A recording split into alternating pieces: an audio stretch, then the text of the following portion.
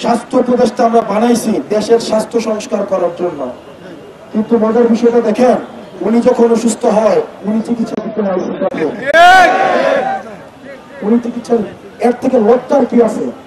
এই সরকার আমরা বিশ্বাস করি এই রাস্তার মধ্যে শিক্ষকদেরকে যেভাবে পিটানো হয়েছে এটা কোনো সভ্য রাষ্ট্রীয় চরিত্র হতে পারে না, এটা কোনো সভ্য রাষ্ট্রীয় চরিত্র হতে পারে না। অনীতি বিলম্বে এই হীন কাজের জন্য তাদেরকে ক্ষমা চাইতে হবে। আর যাদেরকে আপনারা গ্রেফতার করেছেন তাদেরকে সূর্য ডুবার আগে তাদেরকে ছেড়ে দিতে হবে। প্রিয় শিক্ষক সমাজ, আপনারা আমাদেরকে তৈরি করেছেন, ক্লাসে পড়িয়েছেন।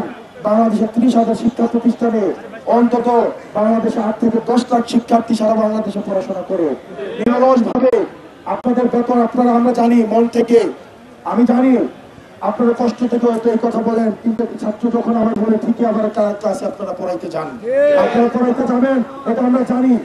আপনাদের অভিমান থেকে হয়তো আপনারা এটা বলেন, এবং আমরা এই অভিমানের প্রতি আমাদের অনুরোধ রয়েছে, আমরা এই অভিমানের প্রতি সংবেদনশীল।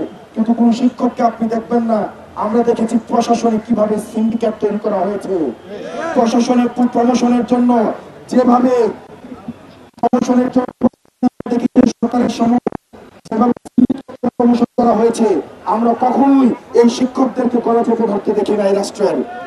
আমরা তাদের এই অ্যাক্টিভিটির প্রতি আমরা সম্মান জানাইয়া রাষ্ট্রের কাছে আমরা অনুরোধ করতে চাই, আপনারা দ্রুততম সময়ের মধ্যে বাড়ি ভাড়া 20% করতে অবশ্যই হবে।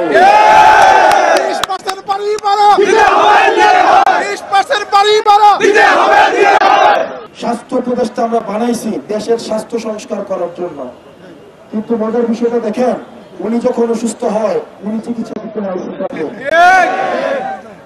উনি চিকিৎসা, এর থেকে লজ্জার কি আছে? উচিত ছিল আমার জনগণ যতক্ষণ না পর্যন্ত সুচিকিৎসা পাচ্ছে, আমার জনগণ যে চিকিৎসা ব্যবস্থায় চিকিৎসা নিচ্ছে, আমি যেহেতু এই চিকিৎসার দায়িত্বে রয়েছি, আমি অবশ্যই ওই চিকিৎসা কার্যক্রমের আমি নিজে অংশ হব।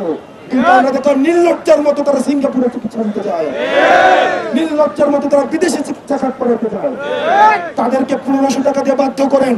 সরকারি চাকরিজীবী যারা যারা রয়েছে, ফার্স্ট ক্লাস চাকরি করে যারা মন্ত্রী রয়েছে, তাদের জন্য নিয়ম করে দেন তারা বিদেশে চিকিৎসা নিতে চাইতে পারবে না, সরকারি হসপিটালে চিকিৎসা নিতে হবে। তাহলে যে 1500 টাকা আমরা যেটা দাবি করছি তাহলে আমরা সেটাই মেনে নেব। প্রিয় শিক্ষক সমাজ, যতক্ষণ পর্যন্ত না এই আপনাদের দাবিকৃত চিকিৎসা ভাতা এবং বাড়ি ভাতা আপনাদের যতক্ষণ পর্যন্ত এই মুনাফিক অন্তর্বর্তী সরকার মেনে না নেবে, ততক্ষণ পর্যন্ত আমরা রাজপথ ছাড়বেন না। এটা কোন রাষ্ট্রের কাছ থেকে কোনো ভিক্ষা নয়, রাষ্ট্রের কাছ থেকে কেন আপনারা অনুদান চাচ্ছেন না, রাষ্ট্রের কাছ থেকে আপনাদের অধিকার।